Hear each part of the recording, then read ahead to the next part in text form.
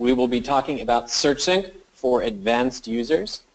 My name is Christopher Wendels, and I head up product here at wywy.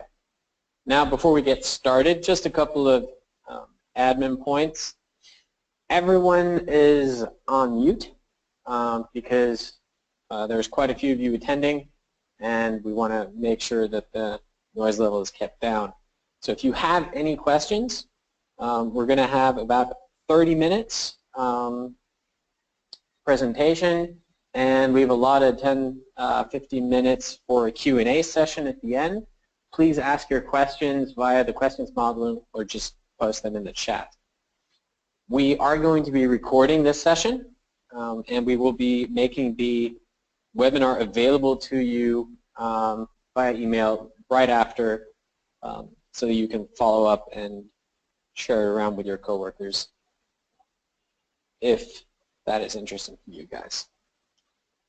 So we're just going to go ahead and get started. And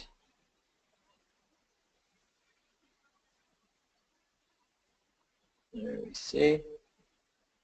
Bear with me for just 1 second. Having some technical issues right here. Okay. So let's get started. SearchSync, connecting TV and search advertising. That's what it's all about. We want to make sure that when we're running our TV ads, we are in the #1 position and capturing that TV audience. So to start out with a basic example, what you see right here, we have Westin Hotels running expensive TV ads, and the users swing out their phones, they search for the hotel, and what they see in the #1 slot is hotels.com. And further down, they're probably going to find booking.com. And if they were searching for Westin specifically, you know, it might have been different. But in this case, we're talking about more generic keywords. So I want to really capture that traffic. And today we're going to get into the ins and outs of how to do this and run effective campaigns. Now there's 3 main strategies that we can employ to reach that goal of being in the #1 position and capturing that TV-driven traffic. And it's broken down into the most basic for all TV advertisers is running on your own TV ads. So in the example here, Weight Watchers, whenever their TV ad airs, they're running for generic keywords like weight loss that they otherwise may not have bid so intensely on. One of the success metrics for this is share of voice. We'll get into more about each of these strategies in just a minute. The complementary TV ads is a different strategy where we'll want to leverage the TV ads that are on air for products that we carry. So in this example, Samsung TV, Samsung running commercials for their TVs, Walmart leveraging that by running purchase campaigns in parallel. And then we have the third main strategy that we're going to talk about today, which is competitor TV ads. So in this case, we want to prominently place ourselves as an alternative brand to our competitors to make sure that those TV-inspired viewers searching for that brand or that product also see us as an alternative. In this example, the Nissan Leaf was running search campaigns whenever the Prius aired. So, talking about strategy, how do we set this up? How do we start out setting up the campaigns for the first SearchSync campaign? Well, if we're talking about our own TV ads, we want to aim for that #1 position. Okay, remember the metric we talked about is share of voice. We want to be up there, and we want to make sure that whenever we have an expensive TV buy, we are supporting that buy with our search advertising. So we're aiming for the #1 position. To achieve that, we want to increase our bid price. Most of you will probably know what price increase is necessary to have that #1 slot for any given keyword, but in the range of 30 to 50% is a good place to start if you're not sure. The sync time, we can vary that on our end to anywhere within 90 seconds and then up to 20 minutes. We do, however, recommend a sync time of around 3 to 5 minutes. So any shorter than that, and you risk losing out on that highly engaged traffic and users who are just not as fast to grab their phones or head to the computer. But any longer than 5 minutes, and we risk running into spreading losses, because we want to make sure to spend that additional budget. Since we're increasing our bid prices and climbing in position, we're going to be spending more. We want to make sure to do that when we're most effective. Now I've split out the recommendations here by brand and generic keywords. For our own TV ads, though, the setup is going to be the same. So we start out by duplicating our current non-sync campaigns, our standard campaigns. If you're running AdWords Editor or have an API integration, just duplicate them. And then we're going to figure out if we're missing any keywords. So what we want to make sure and do is include any keywords that are relevant to the TV ad that we might not normally have in our normal campaign. So obviously, make sure that we get all the products that are featured. We want to make sure that all the brands that are featured are in there, but also things said or even famous actors. If those are employed in the TV ad, could be something that people are going to search for in and around. So make sure to add those. Also, we want to have just a quick check and make sure that we don't have any keywords in there that are not relevant to the TV ad, sort of like other product lines that are currently not being engaged. For complementary TV ads, remember the success measure here is the CPO. We're doing this because we want to leverage someone else's TV buy to sell more of that product or a similar product that we carry.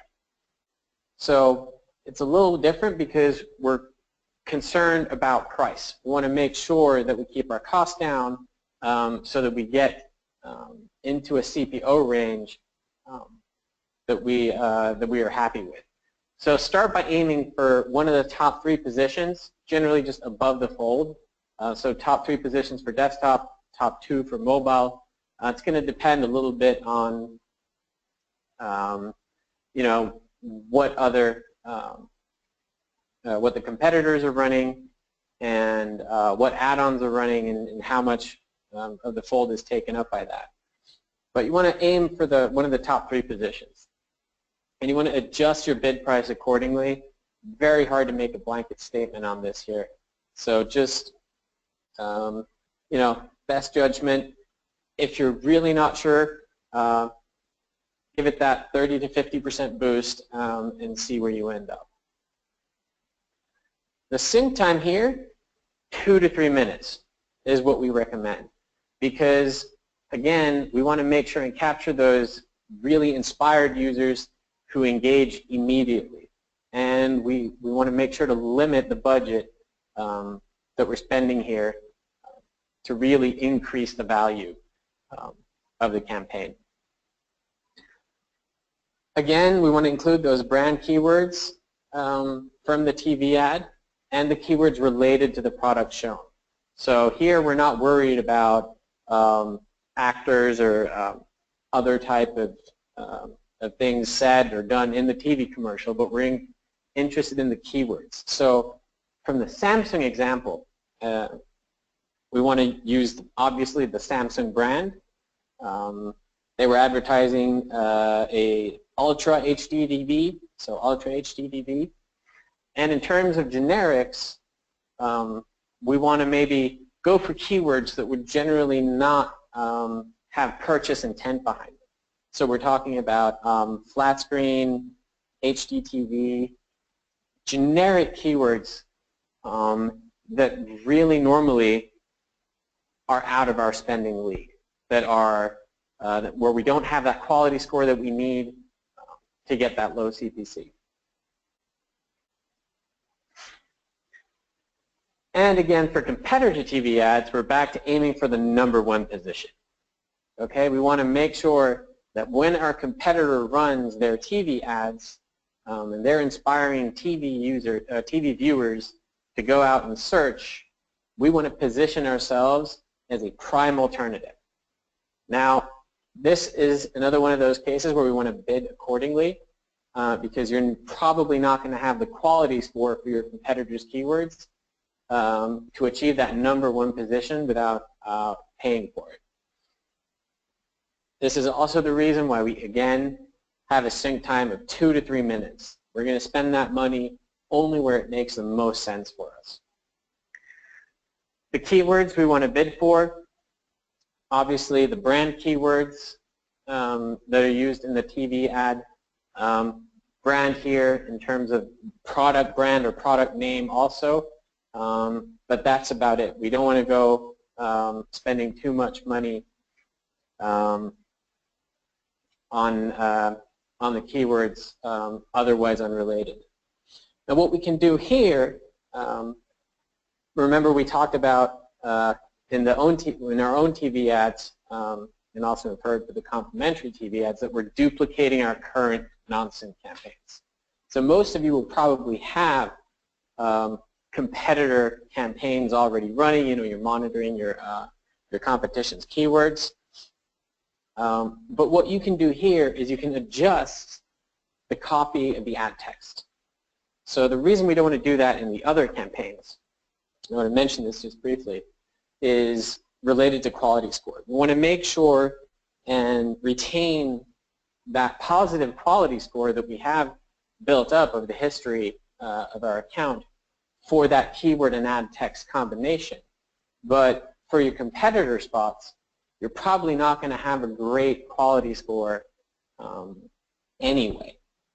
I mean, if you do, obviously you can run with that, but if you're not too worried about it, because you're going to be paying a premium anyway, using an alternate copy to engage with the user and present yourself as an alternative rather than your standard ad text copy is definitely a recommended strategy. For the generic keywords, again, you can adjust the copy ad text if you want to. It depends on if you're running them in your normal campaign or not. Most of the time, competitor-related generics are something that we're going to be running, so we want to be careful about how we adjust that ad copy. Right, so that covers the sort of basic setup. Now, once we've done that, we want to be able to, say, the next day, just quickly jump into the account and conduct a brief health check. We want to make sure, is the campaign doing what it's supposed to?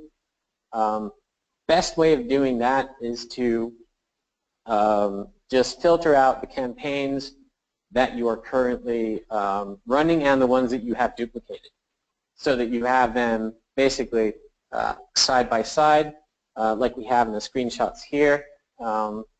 Obviously, we've anonymized where the data came from, but what we're looking at the top, we see the active regular campaigns that are actually running. And below that, we see the corresponding sync campaigns. Now, the first thing you want to be looking at, especially if it's your own campaign or the competitor campaign, but also for the complementary spots, is your position increasing? Are you achieving the position that you wanted to achieve? So for our own TV ads, we want to be in the #1 position. Competitor spots, 1, 2, or 3, depending on, but we definitely want to see an improvement here. And if we don't see that improvement, that tells us that we need to go back and check our settings and see if we're bidding enough, if all the if the keywords and ad groups are active, all that normal stuff that you would check to see what is the problem. Because we do expect when we bid more that we're going to see an increase in the position. The next thing we want to look at is our click-through rate. We want to see an increase in click-throughs. We expect TV viewers to be more engaged and also to click your ads. Especially if you're increasing your position, your click-through rate should definitely increase. Otherwise, that may be a red flag. And finally, you also want to look at your conversions, if you monitor those. So for your own TV ads, valid metric to see how's my conversion rate and how does it hold up. For complementary ads, this is going to be our key metric. This is going to be one of the most important things we want to look at and see what that cost per conversion, that CPO, is doing. And we want to see it either reduced or we want to see it at least in valid thresholds. One thing or two things I want to mention. The first being for competitor ads, if you are running against your competition, you should probably not expect an improved conversion rate or a great CPO. The reason being that the users were inspired by a TV ad, saw you as an alternative, decided to go to your site, and that's a branding win right there for you. It is not very likely that you're going to get those users to convert immediately. So there's a difference in expectation, something to keep in mind for that ad text copy. Also, what I want to mention is when looking at the conversion data, make sure that you have enough conversions. In this example here, we have close to at least 100 conversions, and then there's one outlier with 32 conversions. Just want to make sure that the numbers we're comparing add up. If we only have 1 or 2 conversions in a campaign, depending on the number of clicks that you have, obviously, you want to be careful and take those numbers with a grain of salt. Maybe wait 1 or 2 or 3 days to see what the conversion, how the conversion numbers develop. So now we're going to get to what probably everyone has been waiting for, optimization. Now I'll go through the strategies again one by one. So we start out with our own TV ads. Again, we want to have that #1 position and we want to secure maximum share of voice. So what we want to do is pull a report and get a good idea of not only are we achieving that objective, but we want to improve on that objective. So there's a couple of things we can do. Break down the report and segment it by device type. You want to look at your mobile traffic. If you have significant differences in the behavior for desktop or mobile, which we do see a lot of the time, 50 to 70% of TV-inspired visitors are going to be mobile users. So we expect to see a much higher impact on mobile. If you are limited by budget, for example, then shift your spend to mobile. In the sync campaign, work with your mobile bid adjustment and just decrease the bids for the desktop versions of the campaign. What you can also do if you're not seeing that performance lift that you were hoping for, if you're running into budget limitations, we can decrease the sync time, also to be in that 2 to 3 minute range.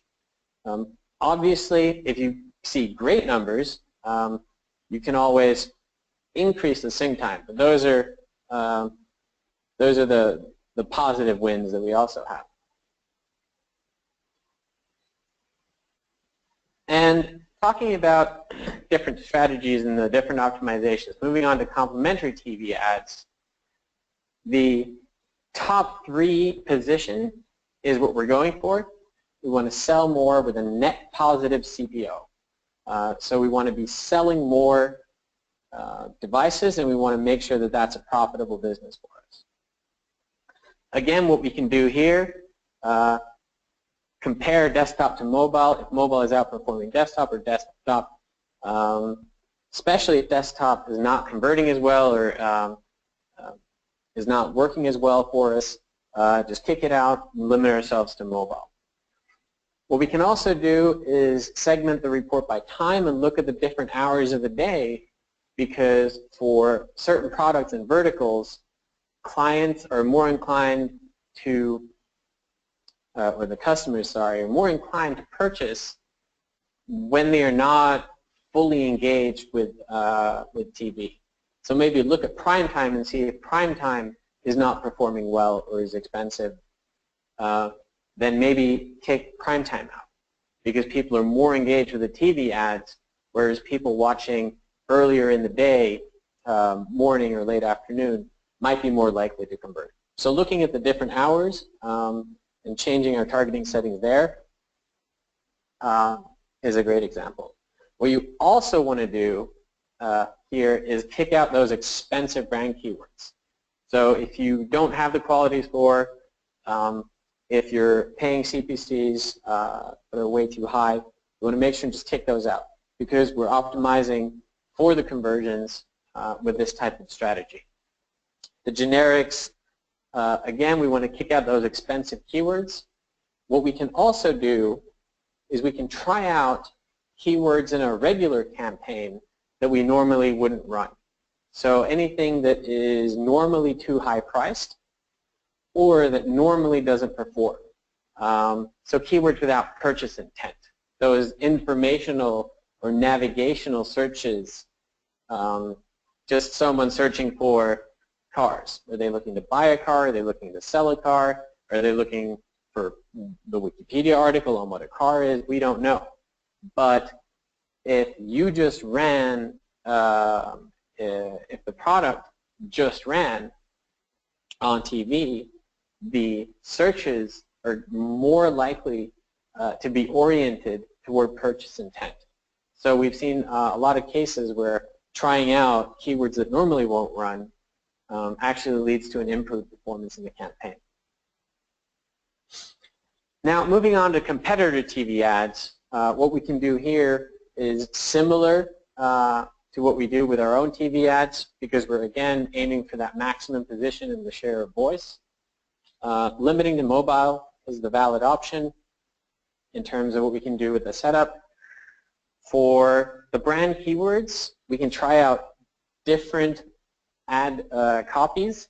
So if one isn't working, keep rotating with different ones to see if we have an improvement there. If we can prepare the user for the experience of landing on a competitor page or not the product advertised on TV, that is a great tool to use. For the generic keywords, we can also try out high-priced and low-performing keywords where our quality score was just not good enough normally to warrant running. So optimization is great, but once we've done that, we also want to be able to report on this. So when we think about how we want to report on this, there's a couple of different options.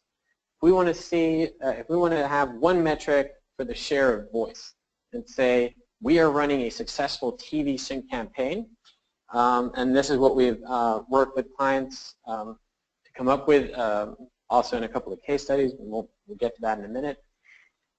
But your goal was to increase your share of voice through the #1 position. Now your share of voice can be limited for a number of different reasons. Budget constraints for generic keywords in your regular campaign. You may have day parting active. Just a number of different factors. So what we want to do is we want to put the sync campaign in relation to your standard campaign. So I'll just run through an example of how we would calculate this. If you run in the #1 position for 99% of your sync campaign. and your sync campaign has 50,000 impressions served over 250 TV airings. Now, those 250 airings, and we provide you with these recognition reports, account for 10% of the online overall activity. So of our search activity, 10% of the time it was running because of a TV ad. But it accounted for 20% of the overall impressions compared to the non-sync TV campaign. So that relationship, the increase or the relationship of impressions to time is what we're looking for, because that is how we're increasing our reach, and that is a measurement that we can follow and see, are we improving or are we not improving? And how to calculate this? Pretty easy. We take the number of impressions in the sync campaign, divide them by the impressions in the non-sync campaign, and then put that in relation to the sync time, which is the number of airings times the average sync time that we're using, divided by the total time, which is the time the campaign was online or the campaign was live running, multiplied by a factor for the number of hours during the day that you do business. So this is going to vary from vertical to account, but you can see, and there's a traditional bell-shaped curve where we have early in the morning people start going online. Generally, we see traffic increasing around 7 or 8 in the morning, and then up until 11 at night. So generally, we're somewhere in that range of 70% of the day is active search time.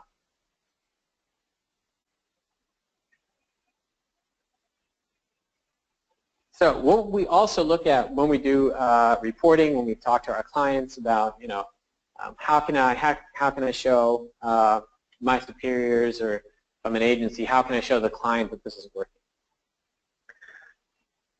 Well, we can put a couple of reports together where we compare the device share.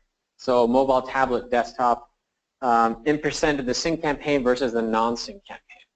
So in the example, 70% of traffic came through mobile and tablet during the sync campaign, which is a 50% increase in mobile share compared to the non-sync campaign. So we can see that the TV-inspired users, the engaged users, are actually coming to the site through the campaign that we're running. TV-inspired searchers differ from regular traffic.